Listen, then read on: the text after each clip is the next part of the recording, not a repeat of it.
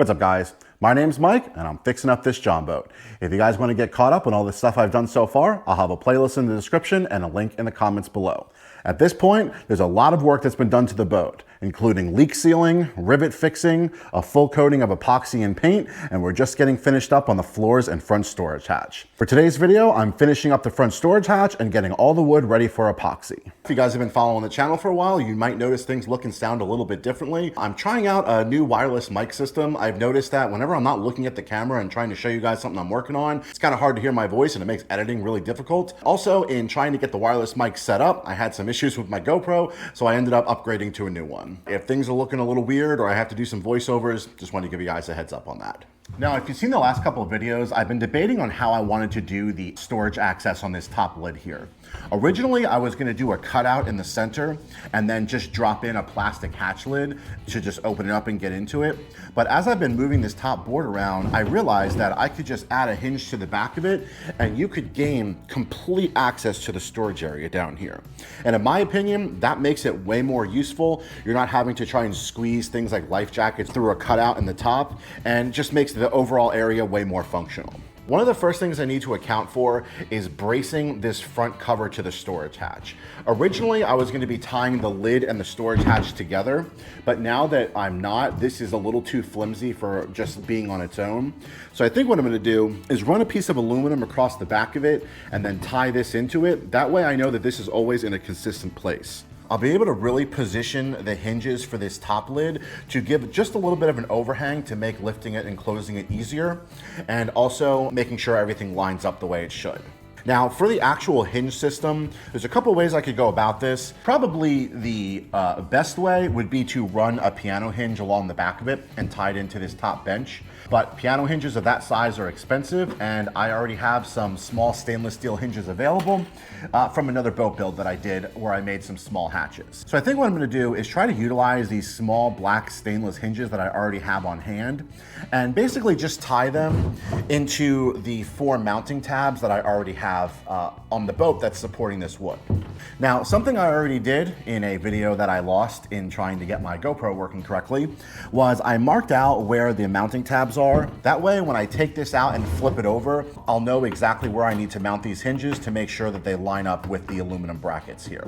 Before I get into the aluminum brackets though, I want to go ahead and rivet that piece of aluminum along the back side of the front cover. That way, that's in place and everything should square up to that when we get this all complete. So to get started, I'm gonna grab a piece of aluminum. I'm gonna measure out my side here. We're gonna get that cut, rivet it onto the boat, and go from there. So for the aluminum angle, this is what I have here. It's 1/16 1-inch aluminum angle. This is gonna be your cheapest viable aluminum for framing on your boat. You really can't use the 1/2 inch, it's a little too small to work with, especially when you're trying to put rivets into it. The 1/16 is still strong enough that when you're using it for vertical supports, it'll support weight really well. 1/8 aluminum also works really well for all of this. It will make everything just that much more sturdy, but you're really getting up in price for these 8-foot pieces once you go larger than 1 inch or larger than the 1/16. I'm gonna go ahead and get this cut to size. I'm gonna try to rivet it as high up as I can. That way it's bracing on the top of it so it's not so flimsy there. I already have braces along the bottom. They're not tied into the front piece yet, but they will be once this gets epoxied. I'm gonna bring this over to the chop saw to cut it down. Just gonna do one quick cut, 44 inches across. We'll get that riveted and then I'll be able to screw right through this into this piece with some self-tapping screws, and that'll all join it all together really nice. All right, now there's a lot of ways you can cut aluminum. I find a chop saw works really well when you're doing cuts like this. Just make sure you're using a metal fine-tooth blade. It makes a really nice clean cut that way. You can also use a jigsaw, that'll cut right through it, or even a handsaw. Aluminum is a pretty soft metal and 1/16 is really thin, so there's a lot of easy ways that you can cut this. All right, so as I said, we're gonna be using rivets, and the rivet size that I'm gonna be using are 3/16. So I'm gonna be using a 3/16 drill bit. I'm just gonna drill a hole on each side as far to the end as I can. That way the rivet will have a nice, good amount of metal to bite into and then still fit nicely into the rib. Now when you're drilling into aluminum this small, you gotta make sure that you don't drill too close to the corner. Even though the rivet might fit, the rivet tool might not fit. Just as an example, this is the rivet tool I'll be using. So the closest I can put a rivet in is gonna be where the sidewall of the rivet tool hits the corner here. So I can't go in any closer than that right there. So just to make it easier on myself, I can mark that out. So now I know that I can't go any more inward to the corner than that mark right there. So I want this as far out as I can, so I'm gonna put my mark about right there. Just another quick tip for rivets. Whenever you drill your hole out, kind of round it out a little bit. Just a little bit. That way it takes off any burrs that might be there. Those burrs will very quickly stop your rivet from going in place. And you can always test your hole by just having your rivet and making sure it just easily slots in place.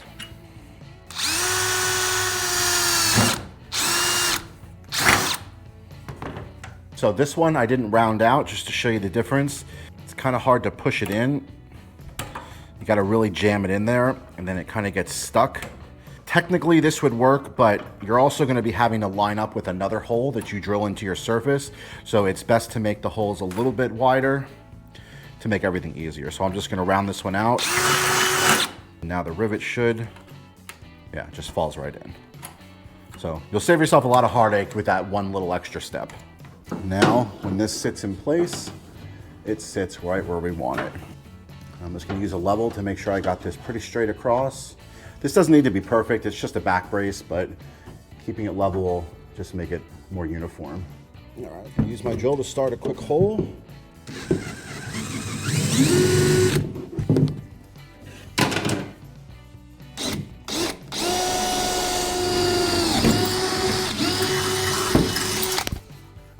All right, so now because of the slant of this angle, my aluminum isn't lining up perfectly flush with it, which is gonna make riveting a little bit more difficult.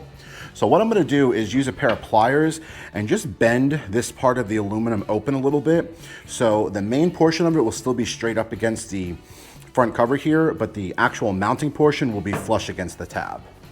Okay, so I just had to bend this in pretty significantly actually, but now it's matching the angle of the rib really well.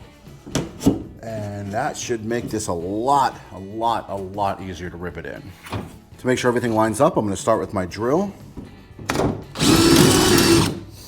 And let's try to get this riveted on.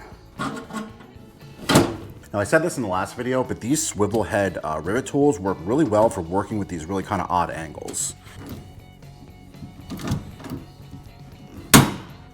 That was perfect. That riveted on just the way it should. Now I can get this all pressed up against the board here. That's gonna work really well. Okay, now I'm gonna go ahead and work on the other side. I wanted to get the one side in first. That way I know exactly where it needs to be for the other side.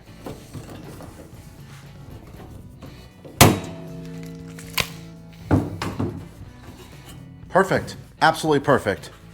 Now I have a nice good anchor point for this wood to mount onto for the front.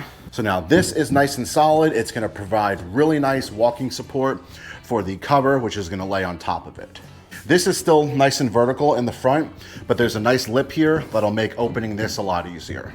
For these hinges, I have these left over from the last boat. These are just these random black stainless hinges. These are a little small for what I'm really looking to accomplish here. I'll still be able to make them work, but I do know that they had a lot of different sizes available. Including, I think, 2-inch hinges. I think these are 1-inch hinges. So if you were gonna do this, I would recommend getting a little bit bigger hinges than these. I'll throw links in the description for where I found these so you guys can look at the different sizes and different colors and stuff like that. I already went ahead and marked off where I want to center the hinges on. The one thing I wanted to add to this was wrapping that around to the other side. That way when this gets flipped over, I'll know exactly where I want to put everything. All right, so that looks good. All of the hinges are on. They all close the right way. All right, so these hinges are just too small for a 3/16 rivet, so I'm just gonna go ahead and drill them out real quick.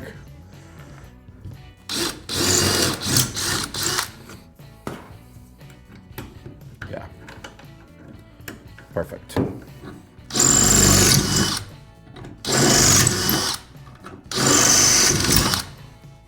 Okay, now we need to figure out a way to connect these onto the mounting tabs.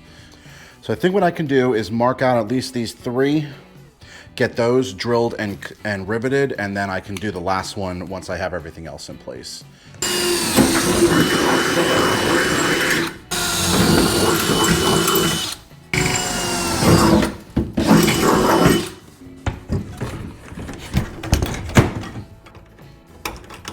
Okay, so now those are lined up. I'm gonna get these first hinges riveted on, and then we'll do the other side.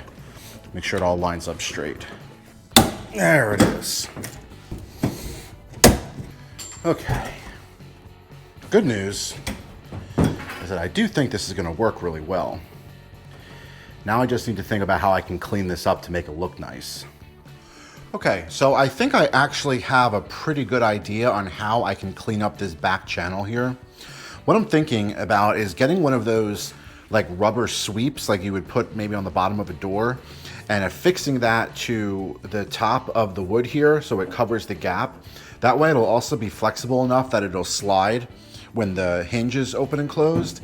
And then also the EVA foam will lay on top of it really well, and that'll just make this all look really cleaned up. Because honestly, this is the perfect position on where I want it. I like that it has a nice lip here that makes it look clean, but it also gives you a nice handle for opening it.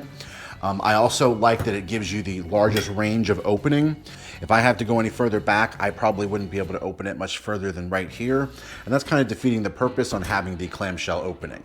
So with the way it is, I think that this is going to work really well for giving you the best use of the area. And then I think that the rubber sweep that I have in mind will work really well for covering this gap up.